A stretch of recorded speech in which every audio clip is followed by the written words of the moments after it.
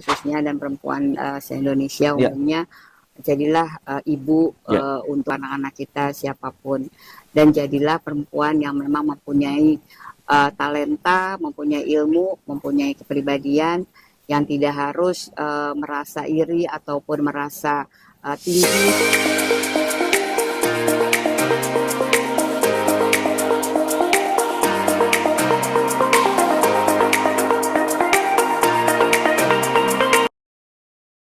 Assalamualaikum warahmatullahi wabarakatuh.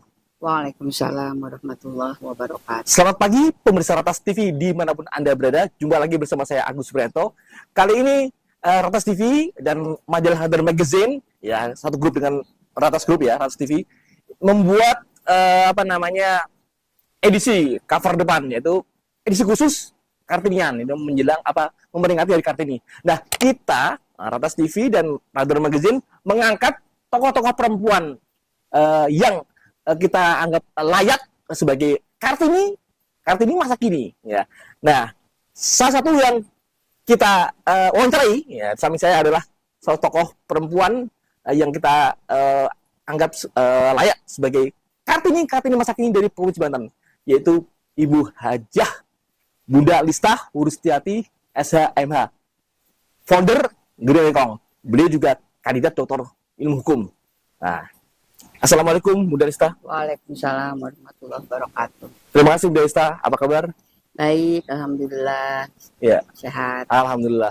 Bunda Lista, ini kita ingin berbincang-bincang soal emansipasi wanita ya, dalam rangka Hari Kartini. Nah, kita ini kebetulan Ratas TV dan Hadar Magazine, satu grup ini Bun, akan di edisi khusus majalah Hadar Magazine, edisi khusus edisi Kartini akan mengangkat soal Kartini masa kini di Provinsi Banten. Nah, sebelum masuk ke lebih jauh, kira-kira seperti apa sih pandangan Bunda Lista terhadap sosok Ibu Raden Ajeng Kartini, pahlawan nasional, pahlawan perempuan kita. Nah, ini ada kaitan dengan mas sekarang nanti. Jadi, mungkin Bunda bisa berikan pandangan dulu terhadap sosok beliau gitu. Kalau kita bicara tentang Ibu Raden Ajeng Kartini ya, sebetulnya sih kalau hal-hal untuk sebuah perbuatan, tindakan heroik seorang perempuan itu memang beliau bukan ke arah sana, bukan seorang pahlawan yang secara fisik atau heroik. Tapi kalau dari cerita buku yang saya baca, beliau lebih kepada ingin membuat sebuah perubahan. Karena bagaimanapun kan beliau juga anak seorang tokoh ya saat itu, dan dipaksa untuk menikah dengan seseorang yang mungkin memang buat beliau itu buat perempuan dibanding dengan perempuan yang lain di zamannya itu sesuatu yang memang berbeda gitu loh. Sampai kebetulan beliau juga disekolahkan di sekolah Belanda ya, kalau nggak salah beliau juga mahir berbahasa Belanda dan punya sahabat teman kalau nggak salah bernama Rosa kan, Belanda, hingga sering curhat, sering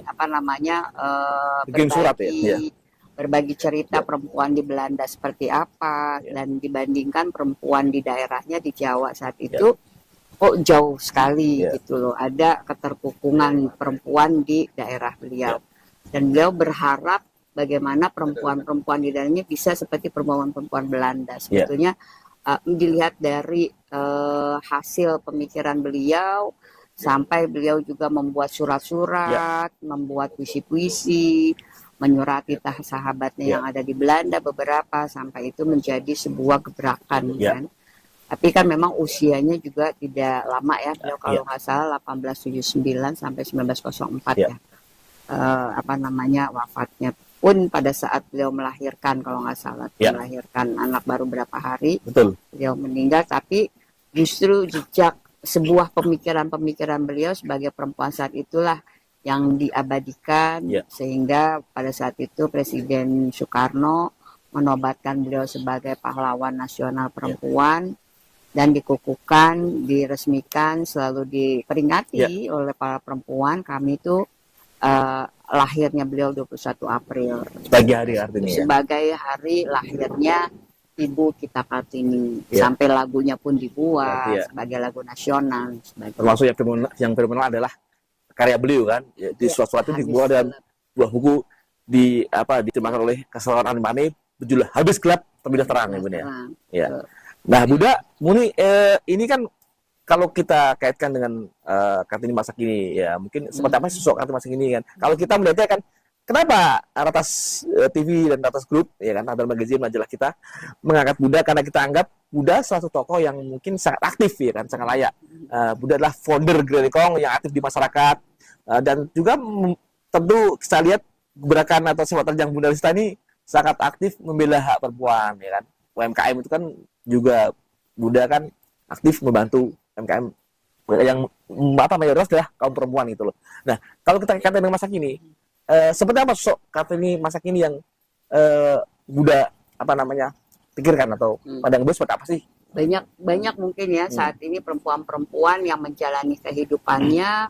Kalau kita kaitkan dengan bukunya Ibu kita Kartini tersebut, Habis Gelap Terbitlah Terang. Yeah. Artinya ini adalah sebuah inspirasi buat para kaum perempuan terutama kaum ibu yang memang banyak sekali mengalami dan juga mendapatkan ketidakadilan. Yeah. Tapi mereka harus tetap berupaya, mereka harus tetap semangat, mereka harus tetap berdiri di kakinya sendiri.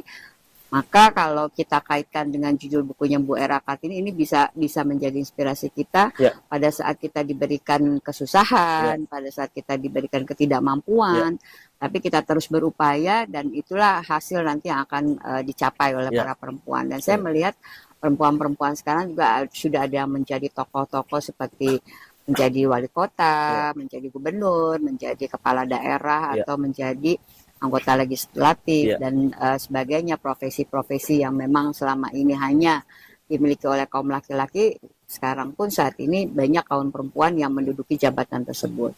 Menjadi kombes pun perempuan sudah ada di Indonesia dan saya yakin dengan pandangan-pandangan dan pemikiran Bu Era Kartini saat itu, beliau pun sekarang pasti akan tersenyum karena melihat perempuan-perempuan yang diharapkan oleh beliau saat itu sekarang ini sudah mulai bermunculan. Tapi kembali kepada kita sebagai perempuan, tetap saja kan tidak boleh menghilangkan kodratnya sebagai perempuan. Jadi perempuan yang memang bilang bisa menyatakan emansipasi dan sebagainya, tetapi dia juga tidak bisa menganulir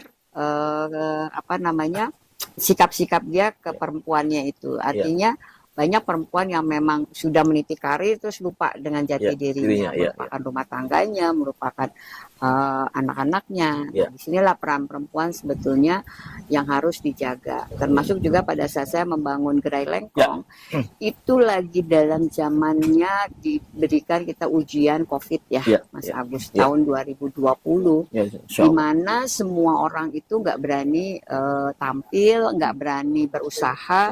Semua harus terlumpuh, termasuk juga mall, termasuk juga usaha-usaha. Tapi karena kita sebagai perempuan diberikan multi talenta, makanya saya selalu memberikan semangat buat para kaum ibu, terutama yang tergabung di Gerai Lengkong. Dari 10 orang saat itu kita buka Gerai Lengkong untuk membantu meningkatkan ekonomi meskipun dalam kondisi kekurangan, kan, keterbatasan. Dibatasi semua kegiatan, tapi kita harus tetap semangat, tetap memproduksi produk-produk dari rumah meskipun. Alhamdulillah, makanya saya mencoba menyamakan dengan buku Habis Gelap Terbitlah Terang. Jadi dari gelap, dari yang tidak punya daya upaya apapun, sehingga yang sudah tergabung di Gerai Lengkong ini banyak yang sudah bangkit dan sudah dikenal produknya di mana-mana. Masya Allah. Dan alhamdulillah gerakan yang saya buat ini dicontoh oleh ibu-ibu atau perempuan lain dan saya bersyukur sekali. Tujuannya itu kan Gerai Lengkong adalah membantu mempromosikan produk-produk UMKM, produk-produk yang diproduksi oleh para perempuan khususnya dari rumah, dan alhamdulillah ini sudah menjadi sebuah snowball di daerah khususnya di Tangsel dan sudah mulai banyak yang mulai membantu memasarkan baik itu dari sisi komunitas maupun dari perusahaan-perusahaan dan sebagainya termasuk lembaga. Jadi jangan pernah merasa ada persaingan. Kalau kita program ataupun kegiatan-kegiatan kita ditiru oleh orang lain, justru kita harusnya bangga. Tujuan itu akhirnya tercapai. Kebermanfaatan itu akhirnya bisa dirasakan ke semua orang. Dan saya yakin kalau ini terus dilakukan, meskipun mereka berniat untuk membantu dan saling memberikan manfaat, tentunya ini harus dengan konsistensi pastinya.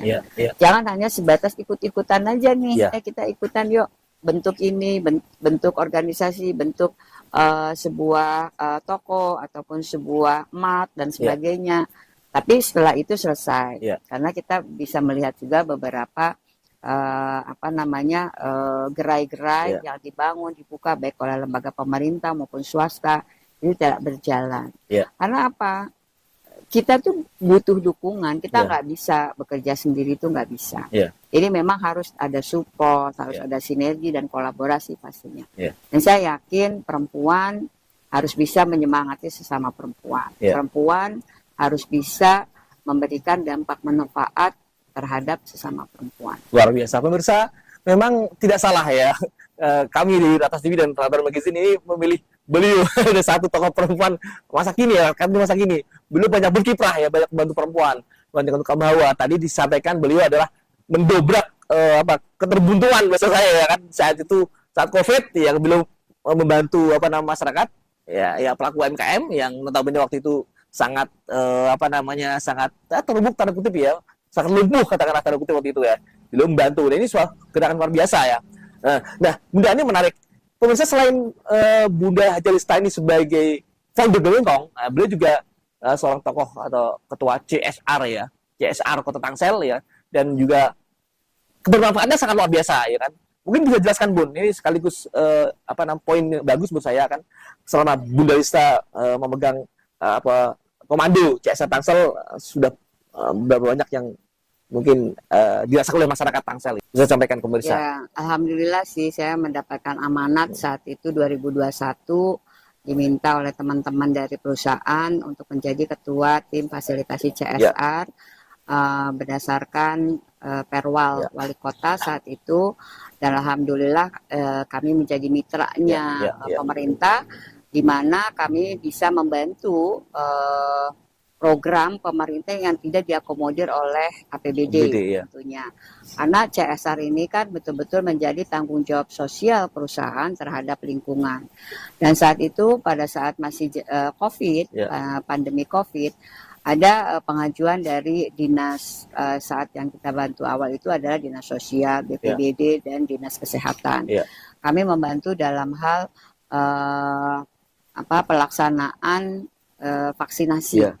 Dan itu menggunakan anggaran CSR, anggaran perusahaan yang kami kelola secara langsung, dan kami alhamdulillah pengurus di tim CSR ini justru ikut membantu secara materi, tenaga dan sebagainya. Tidak ada satu sen pun dana yang kita gunakan untuk kepentingan pribadi. Itu murni perusahaan memberikan apa, kita langsung salurkan kepada masyarakat yang membutuhkan. Sampai 2022 ada pengajuan kalau di Tangerang Selatan sendiri ada 1.800 masyarakat yang tidak mempunyai septic tank. Masya Allah, luar biasa. Dan alhamdulillah melalui CSR dan melalui lembaga-lembaga lain yang memang membantu, karena itu tidak ada anggaran di APBD. Saat itu anggaran di APBD terkuras dengan menanggulangi pandemi COVID. Nah, akhirnya 2023 kita bisa membantu dari CSR sekian ratus septic tank yang dibangun. Dan alhamdulillah 2023 akhirnya diusulkan APBD untuk membangun, karena ternyata begitu kita bangun, kita turun langsung, karena kan saya nggak bisa hanya sebatas laporan terus selesai, enggak.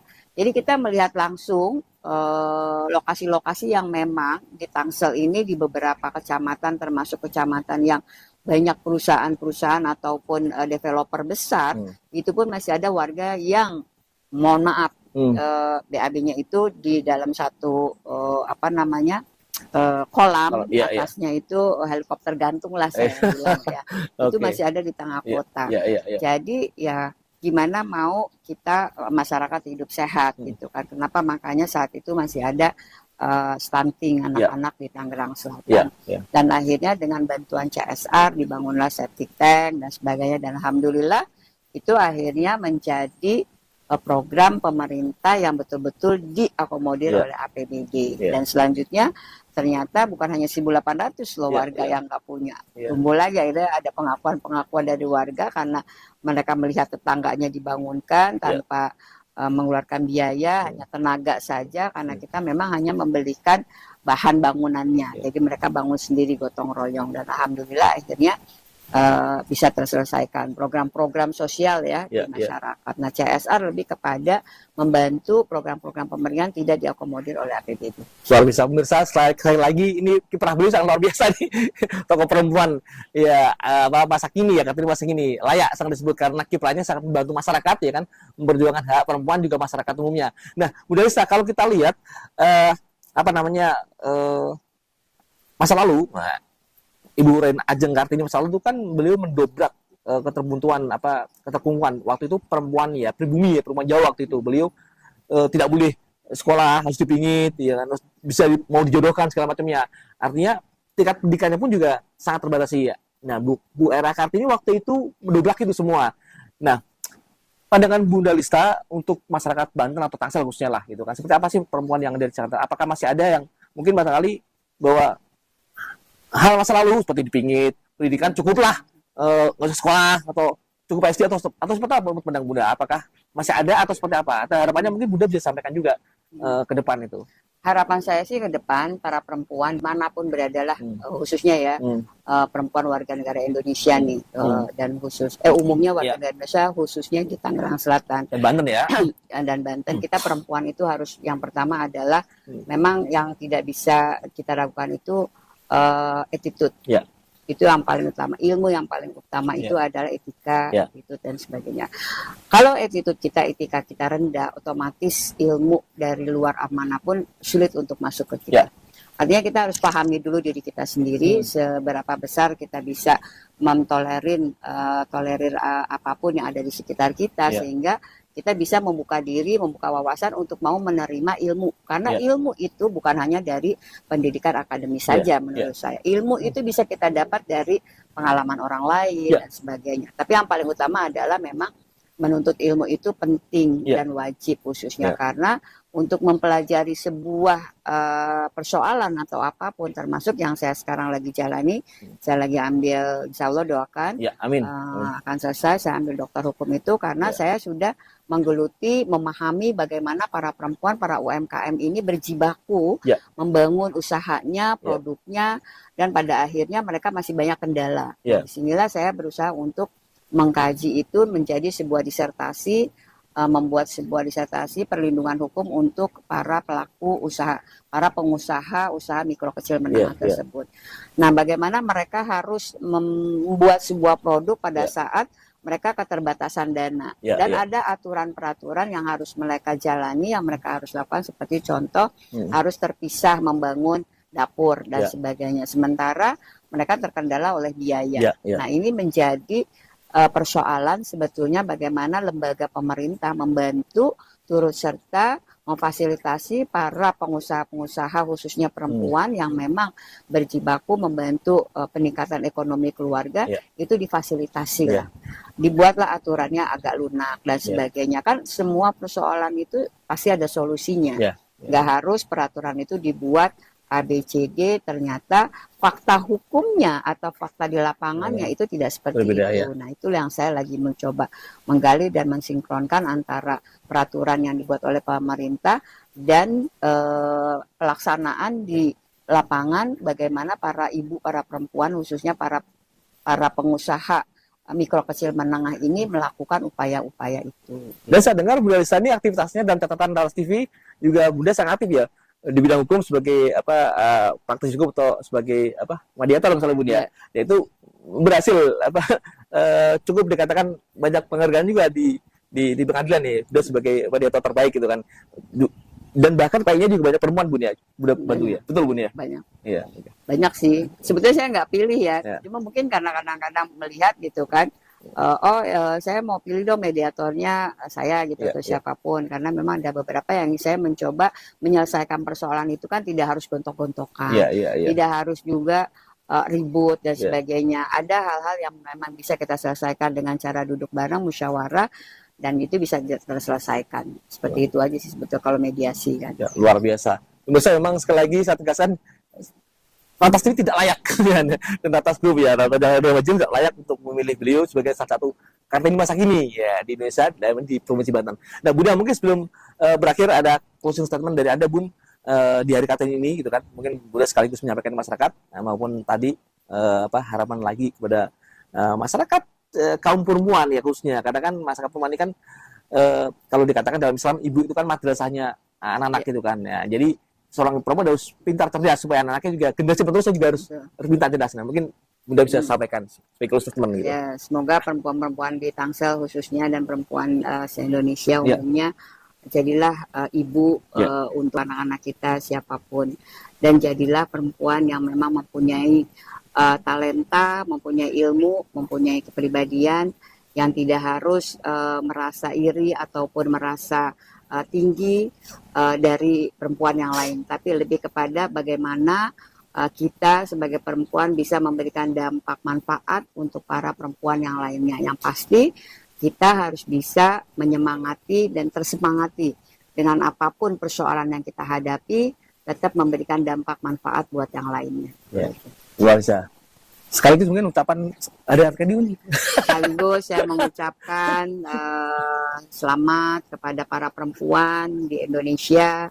Dengan lahirnya Ibu kita Kartini, kita bisa mempunyai pahlawan nasional seperti Ibu Raden Ajeng kita Kartini. Kita bisa sama-sama membaca bagaimana pandangan-pandangan, pemikiran-pemikiran beliau di catatan di buku Habis Gelap Terbitlah Terang. Sekali lagi selamat memperingati hari lahir Kartini 21 April. Ya, terima kasih. Pemirsa, demikian tadi bincang-bincang saya dengan salah satu tokoh perempuan Indonesia di Provinsi Banten yang kita sebut sebagai Kartini masa kini. Ya, ada beberapa perempuan yang kita pilih dan kita angkat. Nah, satu adalah beliau, yaitu Bunda Hajah Lista Hurstiati, SHMA, kandidat Doktor Ilmu Hukum. Ya, kita akan jumpa lagi di sesi berikutnya. Ya, saya akan mewakili lagi tokoh-tokoh perempuan lainnya, yaitu sebagai Kartini masa kini di Indonesia di Provinsi Banten. Terima kasih. Saya akan mewakili lagi tokoh-tokoh perempuan lainnya, yaitu sebagai Kartini masa kini di Indonesia di Provinsi Banten. Terima kasih. Assalamualaikum warahmatullahi wabarakatuh. Waalaikumsalam. Terima kasih Bunda Lista. Ya. Tas TV yang tajam, berani dan informatif.